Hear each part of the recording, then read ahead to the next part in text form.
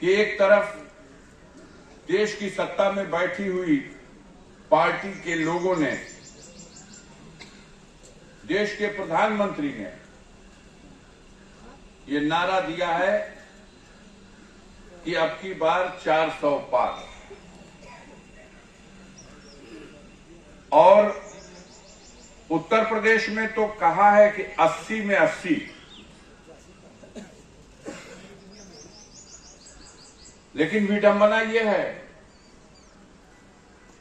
कि 543 सीटों के लोकसभा की कैंडिडेटों की सूची में अब तक जो सूची प्रकाशित हुई उसमें मात्र 195 नाम ये सत्ताधारी दल उसकी सूची प्रकाशित करा सका, घोषित कर सका। और उत्तर प्रदेश में भी 80 सदस्य हैं, मात्र 51 सदस्यों का नाम सूची में आया। वंचित रह गया गाजीपुर भी, बलिया भी और घोसी भी, और भी बहुत से। लेकिन पूर्वांचल के ये तीनों, गाजीपुर में 7 विधानसभा में, 2 विधानसभा बलिया में है। आप बलिया वाली सीट पे भी अभी तक वंचित हैं, उनके उम्मीदवार का नाम नहीं जान सके, और गाजीपुर पे भी अभी आप उम्मीदवार का नाम नहीं जान सके, और घोसी सीट पर भी उनके उम्मीदवार का आप नाम नहीं जान सके। जिज्ञासा है,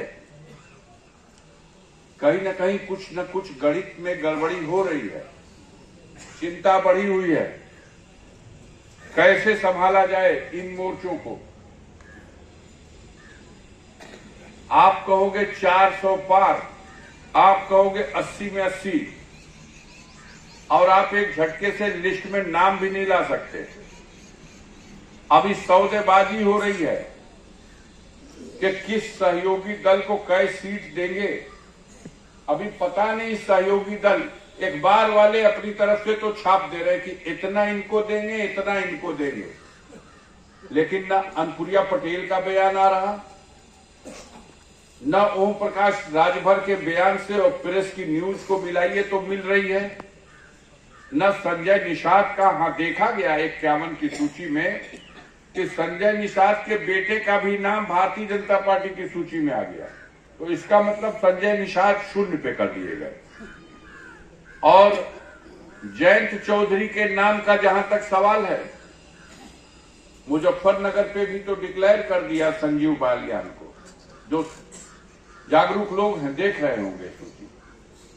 अब बागपत बची, लोग कह रहे थे मेरठ दे देंगे, लेकिन हेमा मालिनी का भी नाम डिक्लेयर हो गया।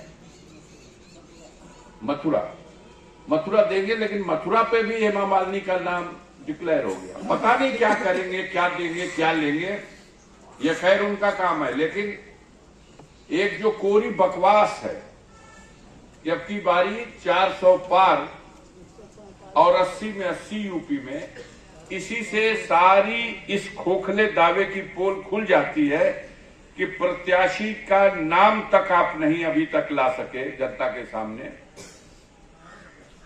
अभी वो बेचारा पर्चा भरेगा, या दिल्ली के कई देश में ऐसी भी घटनाएं हुई कि प्रत्याशियों का नाम सूची में है, लड़ने से मना कर दिया।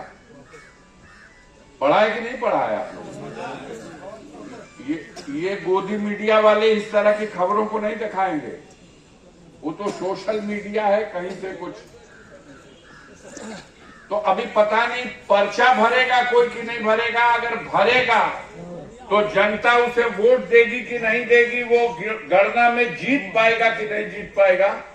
लेकिन सारी गणना ये लोग पहले से कर चुके हैं। 543 में 400 के पार की बात करते हैं। और मैं आपको बता दे रहा हूं कि 100 से अधिक सीटें ऐसी हैं जहां पर्चा भरने के लिए औपचारिकता मात्र करेंगे लोग। ये भैया कोनो पकड़ मिल जाए, क्योंकि कहा जाओ कि खर्चो लेला पर्चो भरता। ये भारत की 543 सीटों में तमिलनाडु की 39 लोकसभा सीट ऐसी है जहां एक सीट न कभी पहले भाजपा जीती न आज जीतेगी, वहां पकड़ुआ कैंडिडेट पकड़ के भरा जाता है और पार्टी की तरफ से उसका खर्चा दिया जाता है। 39 सीटें हैं। केरल में 20 सीट है और 20 सीट में औपचारिकता के लिए 20 नाम तय करेंगे। वहां तो इन्होंने पता नहीं क्या है, इनका ईमान भी डगमग हो गया। कोई पता चला है किसी मुसलमान को भी अपनी सूची में इस बार ले लिया। नहीं, गिनती ही नहीं पूरी हो रही थी 20 की, तो 39 और 20 करीब जोड़ दिया जब भैया। अब 25 है आंध्र प्रदेश में, जहां एक को न पहले रहो न ए बड़े रहिया, न केरल में पहले थे न ए बड़े रहिया, न तमिलनाडु में एक को सीट थी न इस बार होगी। गिनती तो हर आगे बढ़त हो तो वही में जोड़ लिया जा। 17 सीट तेलंगाना की है, तो 13 को जोड़ना पे सैकड़ा पार हो गई हुई। जहां औपचारिकता भरवा दो कौनों के 400 जितबे करी है लोग। ये गर्दा बांधने में, झूठ बोलने में और इनके झूठ का प्रचार करने में ये जो गोदी मीडिया है, ये तुरंते बाजा बजावे लगे लोग की 400 पार 400 पार। अरे 400 पार की उत्तर प्रदेश भारतीय जनता पार्टी का वो हशर होने जा रहा कि इन लोगों के काली माई खेले के पड़ जाए, आधो सीटियां ना पूरी तरह से पराजित हो रहे हैं। कल बिहार का रैली देख के आंख से लुत्ती बिक दिले वहां। और लालू यादव ने कल मंच पे पुराने तेवर में वो गाना गा दिया, लागल लागल झुलनिया का धक्का बलम कलकत्ता पहुंचे। बड़े तेवर में थे वो लोग। कह रहे थे परिवारवाद, लालू परिवारवादी है और परिवार वालों की बात करता है। कल लालू ने जवाब दिया है मंच से कि ऊपर वाले की लीला है कि भगवान ने तुम्हें औलादे नहीं दिया, तुम औलाद का दर्द क्या जानोगे कि औलाद का दर्द क्या होता है। हमने किया तब दोनों जना के डबल इंजन में छोटको इंजन और बड़को इंजन औलादे नहीं थे इनके औलाद का दर्द पता चली। आई छुटवा मवेशी चरत हुआ सो गरीब के मुंह करने वाला, तो इनके दर्द बुझाई। इतना प्रधान लोगों से कहत हुआ लोग, प्रधान जी तनी खाता में से पैसा निकाला है, स्कूल रंगवावो जल्दी जल्दी, मिडिल स्कूल प्राइमरी स्कूल। प्रधान जी बैठल हो यहाँ लोग। इतना खातिर कौनो सरकार आज ले ना कैले रहा। केहू प्रधान पुरनका पूछ लिया जा, गांव के गांव सभा के बजट का पैसा प्रधान और उसका मेंबर तय कर लेता था, तब पुरन को वो खरंजवा उखाड़ के में 4 आना पुरनका ईंटवा 12 आना नयका ईंटवा मिला के और फिर सड़क बना देता था। होता था या नहीं होता था? एक बार कल केहू अब की तो ऊपर से हुकुम आवा था कि है पहले प्राइमरी या मिडिल लगवावा रंगवावा, काया कलप हुई। अच्छा हो गई तो चलो शौचालय अधूरा जो बात चाहे दिक्कत बनल लिखे वो बनवावा। श्रेय प्रधानमंत्री को और काम की जिम्मेदारी प्रधान को। इतने नहीं थे जितना अनहरिया मवेशी घूमत हुआ सो इन्हन का चारा का पैसा भी प्रधान लोगों का खाता में से निकालल जाता।